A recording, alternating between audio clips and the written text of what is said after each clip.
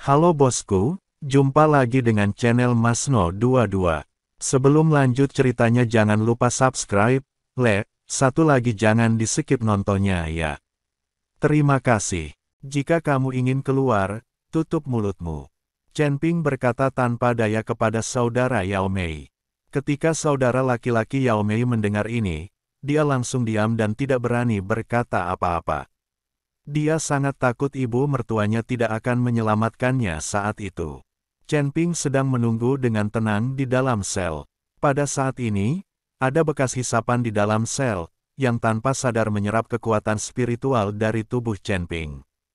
Chen Ping hanya pura-pura tidak tahu dan duduk diam. Lagi pula, tidak ada energi spiritual di sini, jadi tidak ada cara untuk berlatih. Meskipun dia memiliki perbekalan, dia tidak ingin perbekalannya diserap oleh orang lain. Dia berencana untuk mencari tahu pohon kuno itu terlebih dahulu. Keesokan harinya, saatnya bersenang-senang. Ketika Chen Ping dan saudara Yao Mei keluar, mereka menemukan ratusan biksu menunggu di pintu sel mereka untuk menyambut mereka. Chen Ping keluar dari sel dan berjalan lurus menuju pohon kuno. Semua biksu lainnya mengikuti di belakang. Orang-orang ini juga ingin berlatih di bawah pohon kuno, karena energi spiritual di bawah pohon kuno jauh lebih kaya daripada tempat lain. Pada saat ini, Bai Cheng juga memimpin orang-orang untuk berjaga di bawah pohon kuno untuk menyambut pembunuhan tersebut. Setelah pertarungan kemarin, Bai Cheng benar-benar yakin. Dia, seekor ular naga yang belum berubah menjadi naga, bertemu dengan klan naga sungguhan, dan itu juga merupakan klan naga emas paling mulia. Bai Cheng merasa bahwa inilah takdirnya. Para murid menyambut leluhur suci. Bai Cheng berkata dengan hormat ketika dia melihat wanita itu datang. Dia hanyalah seekor ular. Dia menyebut dirinya leluhur suci dan memanfaatkannya. Di mata klan naga, mereka hanya meremehkan naga yang berubah dari ular menjadi naga. Beberapa orang terlahir sebagai naga mulia, sementara yang lain harus berubah dari ular menjadi naga melalui usaha mereka yang terus-menerus. Namaku Chen Ping, panggil saja aku dengan namaku. Chen Ping memandang Bai Cheng dan berkata, "Ini." Bai Cheng tercengang. Dia tidak menyangka Chen Ping akan bersikap begitu rendah hati. Anda tahu, di matanya, klan naga itu menyendiri dan sombong.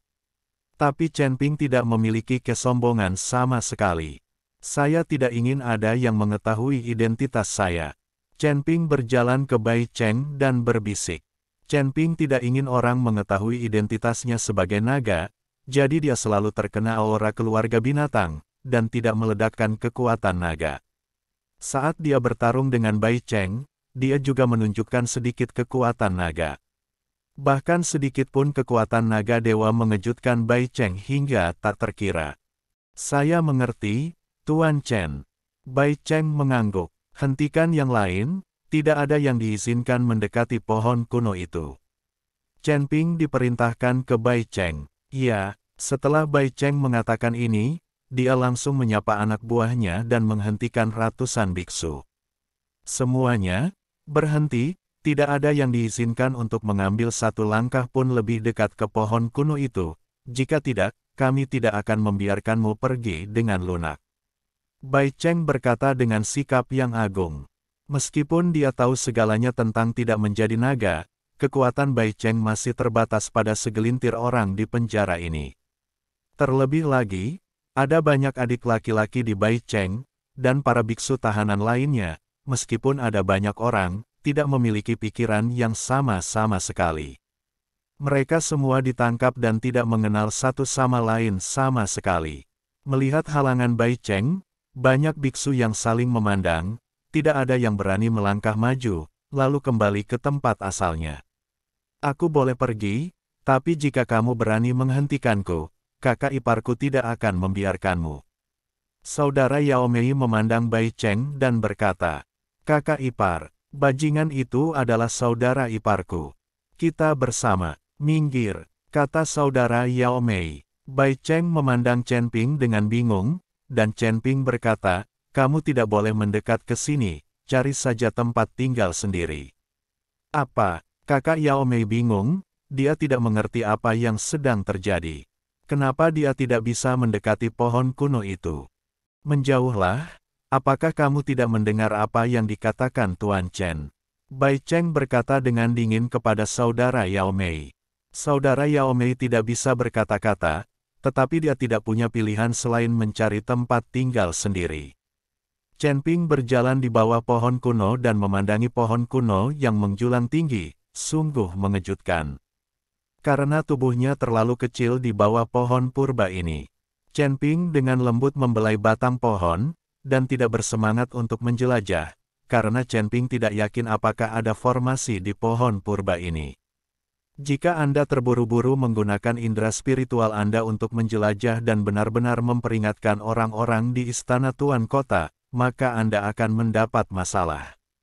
Diperkirakan tidak banyak orang yang mengetahui rahasia pohon purba ini. Jika Chen Ping mengetahuinya sekarang, orang-orang itu pasti tidak akan membiarkan dia meninggalkan penjara. Setelah hati-hati melihat pohon kuno itu, Chen Ping melambai ke arah Bai Cheng. Saat Bai Cheng melihat ini, dia bergegas. Untuk alasan apa kamu ditangkap? Chen Ping diminta. Aku tidak tertangkap di sini. Kata Bai Cheng. Bukankah kamu ditangkap? Chen Ping tertegun, lalu kenapa kamu masuk? Saya di sini khusus untuk menjaga pohon kuno ini agar tidak ada orang yang mendekatinya secara sembarangan. Bai Cheng berkata jujur, apakah tidak ada penjaga di penjara ini? Bukankah para penjaga itu ingin menjaga pohon-pohon kuno, jadi mengapa mereka mengirimmu untuk menjaganya? Chen Ping sangat bingung. Dia tidak mengerti mengapa Bai Cheng diminta membawa orang untuk menjaga pohon kuno padahal jelas ada penjaga di dalau. Mendengarkan pertanyaan Chen Ping, Bai Cheng melihat sekeliling, dan kemudian berbisik di samping Chen Ping, Tuan Chen tidak tahu apa-apa. Penjaga penjara ini berada di bawah yurisdiksi Jenderal Yan. Pohon-pohon kuno di penjara ini milik seluruh rumah Tuan Kota. Itu adalah pusat gravitasi, jadi Jenderal Xing mengirim saya untuk membawa orang-orang untuk menjaga pohon kuno itu. Dalam hal ini, kami akan mengikuti penjaga penjara untuk saling mengawasi, dan tidak ada yang bisa melakukan apapun yang merugikan pohon kuno itu. Jenderal Yan, Jenderal Xing. Apa ini? Bukankah semua jenderal ini harmonis? Chen Ping beberapa orang tidak mengerti apa yang dikatakan Bai Cheng. Bai Cheng melihat ekspresi Chen Ping dan tahu bahwa Chen Ping benar-benar tidak mengerti, jadi dia bertanya, apakah ini pertama kalinya Anda ke Beast City, Tuan Chen? Ya, saya dulu berlatih keras di pegunungan dan hutan di sekitar Beast City, dan ini pertama kalinya saya memasuki Beast City. Chen Ping mengangguk dan berkata, tidak heran, Tuan Chen tidak tahu bahwa kota binatang sekarang diperintah oleh 3 jenderal binatang besar. Pemilik kota sudah lama tidak menunjukkan wajahnya. Ketiga jenderal binatang ini adalah Jenderal Yan, Jenderal Xing, dan Jenderal Qiu. Meskipun ketiganya memiliki pembagian kerja, mereka saling membatasi. Tidak ada yang mempercayai satu sama lain. Saya tamu Jenderal Xing. Menjaga pohon kuno di penjara ini juga merupakan perintah Jenderal Xing. Para penjaga di penjara ini tidak berpikiran sama dengan kita. Sebaliknya, Kapten Zhou selalu tidak menyukai saya dan ingin bersaing dengan saya. Bai Cheng mengikuti Chen Ping dan berbicara secara detail tentang situasi di Beast City saat ini. Chen Ping setelah mendengar ini, dia langsung mengerti bahwa alasan penjara mengubah peraturan kemarin adalah untuk menambah 10 menit waktu luang. Apalagi saat dia bertarung dengan Bai Cheng, tidak ada satupun penjaga yang muncul. Sepertinya Kapten Zhou tidak takut padanya, tapi itu mungkin dilakukan dengan sengaja agar dia bisa bertarung dengan Bai Cheng. Kemana perginya penguasa kota dari kota binatang buas ini? Chen Ping bertanya, aku juga tidak tahu. Aku hanya tahu bahwa penguasa kota binatang sudah lama tidak terlihat. Bai Cheng menggelengkan kepalanya dan berkata, bagaimanapun, Bai Cheng hanyalah tamu salah satu jenderal binatang, jadi dia mungkin tidak mengetahui banyak rahasia di istana Tuan Kota. Lalu apa rahasia pohon purba ini? Kenapa harus dijaga sendiri? Tahukah kamu? Chen Ping terus bertanya pada Bai Cheng. Karena Bai Cheng menjaga pohon kuno itu, dia mungkin harus mengetahui beberapa rahasia. Bai Cheng tertegun sejenak, dan kemudian ekspresinya menjadi sedikit aneh, seolah dia sedang berjuang. Setelah merenung sejenak, Bai Cheng perlahan berkata, "Tuan Chen, pohon kuno ini sangat aneh dan dapat menyerap kekuatan spiritual para biksu. Saya memperkirakan istana Tuan Kota akan mengumpulkan semua kekuatan spiritual yang diserap oleh pohon kuno dan menggunakannya itu sebagai sumber untuk kesenangan mereka sendiri. Saya sudah lama mengamati secara diam-diam. Hampir setiap hari, para biksu mati di dalam sel, dan mereka masih terlihat seperti tersedot ke dalam mumi. Ini hanya analisis saya sendiri, saya tidak tahu apakah itu benar." Bai Cheng juga perlahan menyadari setelah beberapa saat mengamati sendiri bahwa dia tidak tahu apa-apa. "Analisis Anda benar, seharusnya begitu, jadi orang-orang ini menganggap pohon-pohon kuno itu sangat penting." Chen Ping mengangguk dan berkata, "Tuan Chen, mengapa Anda ditangkap? Saya dapat menggunakan koneksi saya agar Jenderal Xing memberi Anda perintah amnesti dan mengeluarkan Anda." Bai Cheng bertanya Chen Ping. "Saya mengalahkan seorang pria bernama Qiu Yu. Tampaknya dia adalah putra Jenderal Qiu." Chen Ping berkata ringan, "Apakah kamu mengalahkan Qiu Yu?" Bai Cheng terkejut, orang itu adalah seorang playboy, dan dia adalah tuan yang pendendam. Saya kira dia tidak akan melepaskannya. Tapi jangan khawatir, Tuan Chen.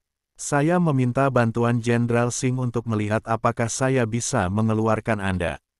Jika kamu tetap di sini, meskipun pohon kuno itu tidak menguras kekuatan spiritualmu, aku khawatir orang itu, Qiu Yu, akan menemukan seseorang untuk menjebakmu di penjara." "Tidak apa-apa, penjara ini tidak bisa menahanku." Chen Ping berkata acuh tak acuh. Penjara ini dikelilingi oleh formasi untuk memenjarakan para tahanan ini, tapi Chen Ping sama sekali tidak takut dengan formasi di penjara ini. Formasi ini terlalu kekanak-kanakan di mata polisi. Dia bisa pergi kapanpun dia mau. Tuan Chen masih tahu seni formasi. Bai Cheng berkata dengan heran, "Jika kamu tahu sedikit, gunakan saja formasi di sini dan hancurkan hanya dengan lambaian tanganmu." Chen Ping berkata dengan sangat santai. Namun, kata-kata ini terdengar sangat arogan di telinga Bai Cheng. Jika bukan karena mengetahui identitas klan naga, Bai Cheng pasti akan mengira dia sedang membual. Tapi sekarang Chen Ping adalah seekor naga, dan dia juga naga emas yang mulia, jadi kredibilitas Chen Ping sangat tinggi. "Awasi aku dan jangan biarkan siapapun menggangguku. Aku ingin melihat apa yang istimewa dari pohon kuno ini." Chen Ping dikatakan pada Bai Cheng, "Tuan Chen, Anda dapat menyelidikinya, tetapi jangan menyentuh pohon kuno itu. Jika ada kerusakan pada pohon kuno itu, saya benar-benar tidak mampu membelinya." Bai Cheng mengikuti Chen Ping dan berkata, "Jangan khawatir, saya tidak akan merusak pohon kuno itu." Chen Ping tersenyumlah dengan ringan. Bai Cheng berjalan ke samping untuk membantu menjaga dan mencegah orang mendekati pohon kuno itu. Dan Chen Ping dengan lembut menekan telapak tangannya ke batang pohon kuno, dan kemudian kekuatan kesadaran ilahi memasuki pohon kuno itu. Karena hanya dengan cara inilah Chen Ping bisa mengetahui rahasia pohon purba ini. Tepat setelah kesadaran Chen Ping memasuki pohon kuno, Chen Ping merasakan cahaya di tubuhnya, dan jiwanya langsung memasuki dunia ketiadaan. Semuanya putih dan tidak ada yang terlihat. Bisa dipastikan kali ini bukan ilusi. Dia benar-benar merasa jiwanya telah memasuki ruang lain. Dan di ruang ini, seperti kekuatan spiritual lautan luas, memandikan jiwa tubuh, membuat tubuh sangat nyaman. Apakah ini ruang dari pohon kuno? Kekuatan spiritual yang kaya di sini harus diserap oleh para biksu di dalam sel. Chen Ping merasakan kekuatan spiritual di sekelilingnya. Dia sangat bersemangat. Chen Ping, saya sangat ingin berlatih dengan baik di sini. Maka kekuatan saya pasti akan tumbuh lebih cepat. Namun, dia tahu bahwa waktu untuk melepaskan angin hanya setengah jam. Tidak peduli seberapa keras dia berlatih dalam setengah jam ini, dia tidak dapat menyerap banyak kekuatan spiritual.